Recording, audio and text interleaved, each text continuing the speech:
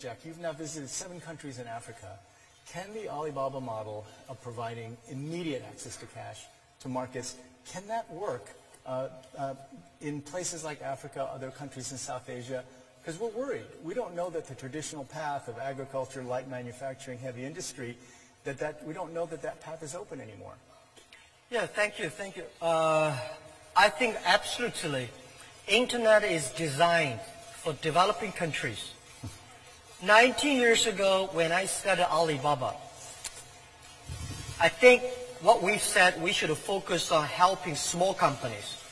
When the USA e-commerce focused on big companies. And the USA internet e-commerce company, they focus on cut the cost for the big companies.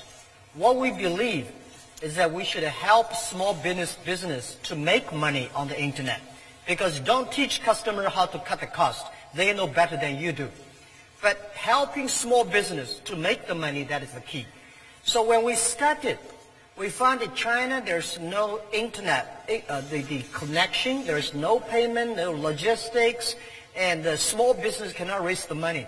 So in the past 19 years, we said if there's no infrastructure of the marketplaces, so we should help small business to reach the market. A small business normally can sell only in their own town. How can we sell their products to the capital, to the other cities, to the other countries? Second is how we can help small business using internet to reach the money. So that is why we have the Alipay. How can we help small business to reach logistics? They can deliver things quickly. So we help in building up a lot of logistic companies. And then how can we help small business to reach the training? So everything we do, we think by using internet to support small business. And when people say, China, no this, no that, I think because of this, no that, that leaves entrepreneurs like us the opportunity. So if there's no logistic, we build a logistic. If there's no financing system, let's build a financing system. But don't think you will succeed next year. You have to prepare for 10 years. Today, Alibaba to this size, not because we built it last year. 19 years. We never forget that we serve for small business. We serve for the girls, women. We serve for helping them reach the market. This is how. And if we believe, one of the things, Jim was saying, the day when I started our business, 18 founders, me, and I talked to my 17 colleagues in my apartment. I say, guys, we don't have money. We don't have technology. We don't have any resources, any relationship. If Jack Ma and us, we can succeed, 70% of the people in the world, they can be successful. We have to prove that by working hard, believe in the future, believe in the vision, and day after day to improve ourselves, this thing works. So this is what I think in Africa, developing countries, that's the opportunity is. Believe the future, work day and night. That's what I think. Jack. 本视频有可能会改变您的一生。改革开放以来，第一批个体户发了，第一批炒地皮的发了，第一批买原始股的发了，第一批搞互联网的发了，第一批做网商的发了。为什么这么多第一批发了？因为他们都凭借眼光和行动力，牢牢地抓住了时代赋予的商机。如今还有什么第一批轮到我们？全球经济每隔3到5年就会有一次重大机遇出现。恭喜您，互联网+的时代到来，您有机会成为第一批云商。只要您牢牢把握住，您也会成为第一批富起来的人，从而改变命运。现在不是钱难赚了，而是赚钱的方式变了。如今互联网时代，你是否想过让手机变成我们赚钱的工具？如果你现在很迷茫，找不到赚钱的方向，那么这就是你最佳的事业机会。一部手机，一台电脑，人到哪里，钱就赚到哪里。让你在玩手机的同时，可以玩出不错的收入。在这里，有人教，有人帮，有人带，没有风险，没有压力。想赚钱，加高峰教练微信13526806395。精彩在后面等着你。You told me. Thank you.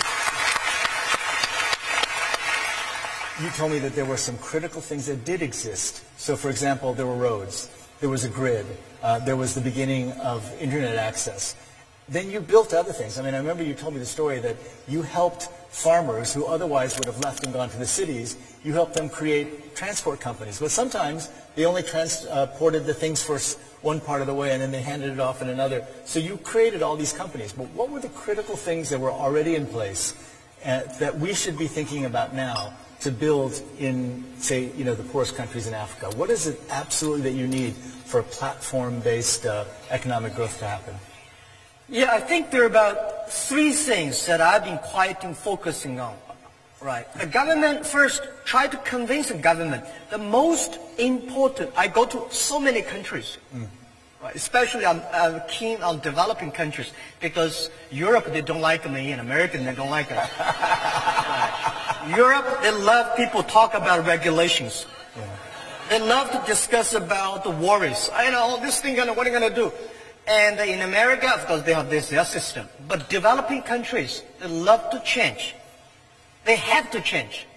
And if what we made in China happen, I think today, I visited Africa. And people say, we don't have this, we don't have that, we cannot do this, not like China. I said, this is exactly what I heard in the past 19 years in China.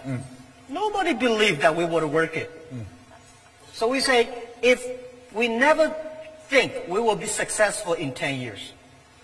We think 10 years later, there will be somebody, company succeed. If we give up, we have no chance. If we don't give up, we have chance. So every country I go, I try to convince the government. Very important, internet infrastructure. 30 years ago, if there is no electricity, this country is hopeless. This area is hopeless. Now, if there's no internet connection, this country will be hopeless because you have blocked your people reaching the information. The young people have no chance to compete. So internet connection is more important. But don't worry about the internet connection speed. 24 years ago, when I started internet business in China, it took me 3 hours and a half to download a half picture. Today, most of the countries have mobile phones. When I started internet, it's only on PC. There's no mobile phones. So today, most of the farmers, even in the developing countries, have the mobile phone. And mobile phone is much more powerful than 20 years ago. So internet is very important. Second, let's try to encourage the entrepreneurships. It's not the government make business happen. It's the entrepreneurs that make the business happen. It's the entrepreneurs that they have their ideas and dreams. So helping them, empower them. These are the 2. Of course, the third is education. But why I said internet is inclusive is for developing countries. I don't know if you know that. It takes 60 years. When electricity was invented, 60 years later, electricity happened in Kenya, Africa. It takes much longer time for the first technology revolution to go to the underdeveloped countries. Today, every 2 or 3 years, mobile phone, internet cover almost everywhere. Normally, all the credit card is designed for rich people. All the good things designed for rich people, powerful company. Today, internet is so cheap, people can use it. Mobile phone payment. In China, more than 800 million people using mobile phone. Close to 300 million people in India using mobile phone. So this technology revolution is giving to the developing countries. If you believe it, you should work on it. So Jack, we're going to take you very much at your word. So one of the things that that we've tried to do is, if you wait till we build the grid like in China, it could take a long time. So we're focusing on renewable energy with much cheaper, better battery power. Yes. We just announced we're going to put $1 billion for battery technology, which could change everything. You didn't mention roads, though. The road network was important. I mean, in order to do the deliveries, you had to have roads, right? Yeah. Would that be on your list? Yeah, of course. Yeah. Road, but this is something that I think there are hardware infrastructure and software infrastructure. Hardware infrastructure, road definitely it is. Internet infrastructure, mobile phone, and always in transporting. But I'm focusing on software infrastructure, education, entrepreneurship, and e-government. Why I want to say e-government? Because if the government is not the electronic, government will never be smart enough. And if the government is E, then government will be transparent, no corruption, open, connect to everybody. So this is what we think. I'm pushing on that. Yeah. The road definitely is if you want to be rich, you have to have the road. So Jack, you said something that you said two different things. One, you said it takes longer, and then the other thing you said is believe that it can happen. So it reminds me, what Bill Gates says all the time is everyone overestimates what they can do in 1 year and underestimates what they can do in 10 years. And you said almost exactly that. So if that's the case, what does it take to be a great entrepreneur? Right? And let me just put in context, right? So you say, small business, you work so hard, but I see you doing things that just blew me away. Like, for example, when I visited and you talked, we were getting ready for Singles Day, right? And I asked you, why on earth did you do this? You created a holiday. It's like Mother's Day, right? Yeah. Hallmark Cards created Mother's Day. You guys created Singles Day. And you have to scale up so aggressively in order to be able to handle all that traffic. And then after you do that, then you have excess capacity. Yep. And you were doing things like predicting the winner of singing contests, right? Yep. Why? So how does that fit with the mindset of an entrepreneur? How are you trying to, what is it, because you're doing things I've never seen anyone do before. How does that then translate? Because I know you're trying to teach others about entrepreneurship.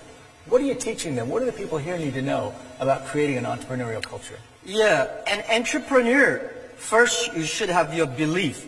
When you have a belief, you have nothing to worry about. You don't fear. Right? If you don't have a belief, the VC said, if you do this, you're going to raise money. Then you're in trouble.